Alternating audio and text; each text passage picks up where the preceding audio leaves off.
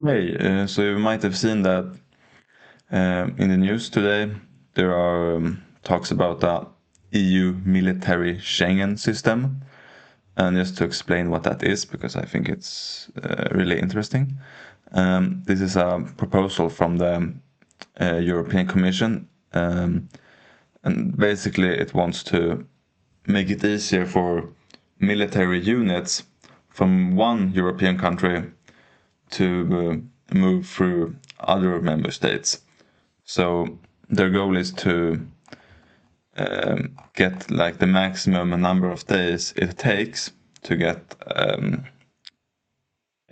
approval of military movement across countries down to just 3 days, and in emergency just a couple of hours. And so what that means is that they want to, as they say here, this is the website of the Commission, they want to remove regulatory barriers. So like harmonize the rules, make sure that it's the same rule set across the EU. So even though today there might be like some bilateral agreements and some temporary agreements, they want to have like fixed, harmonized rules that makes it very easy and clear for everyone what's up. And also, of course, this emergency framework, which is supposed to make the time for approving movement in even shorter. And they also want to upgrade infrastructure and such, which they talk about. Yeah, here is the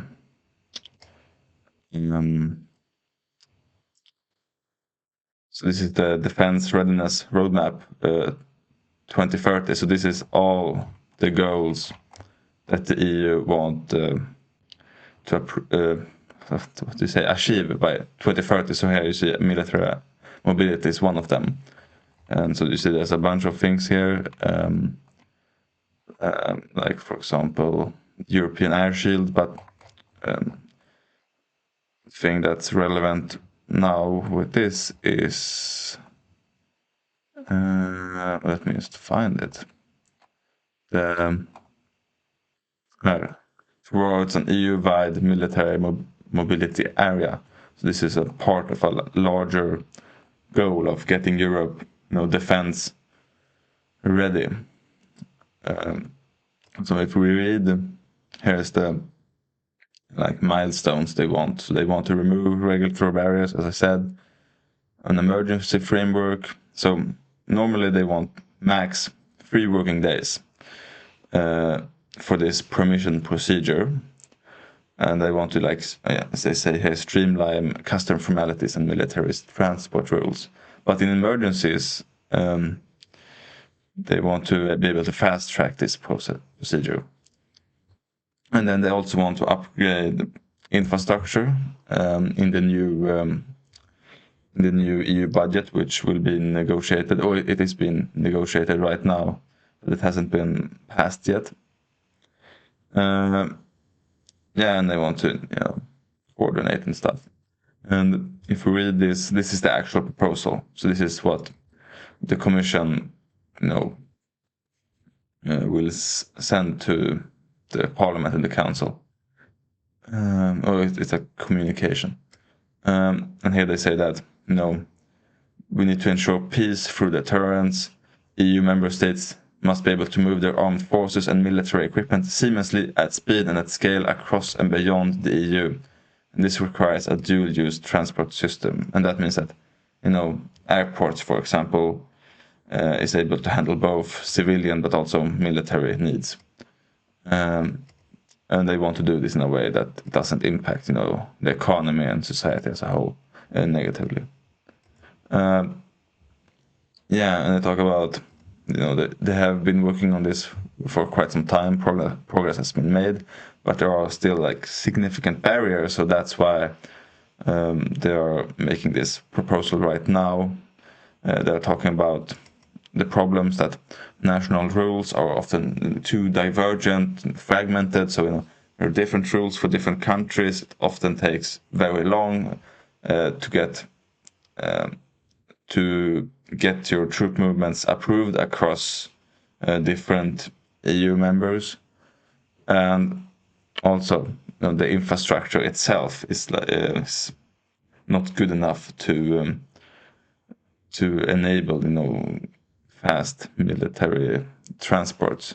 So what was I saying? Yeah, this stat here.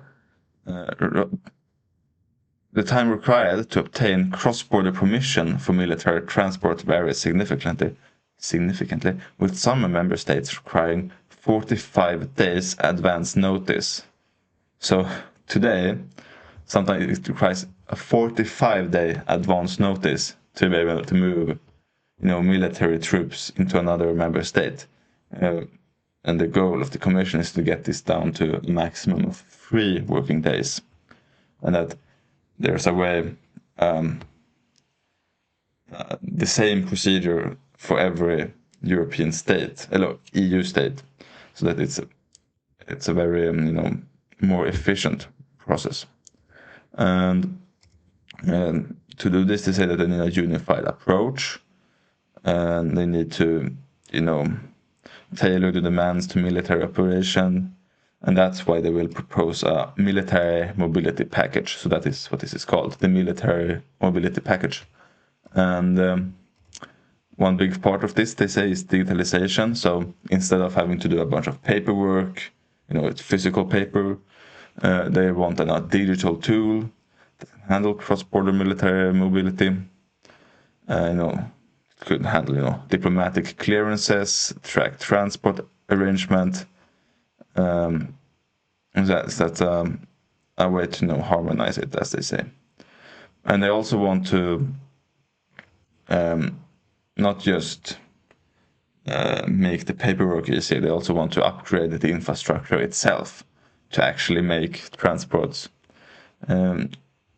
available. So they want to upgrade the railways and the air services, so that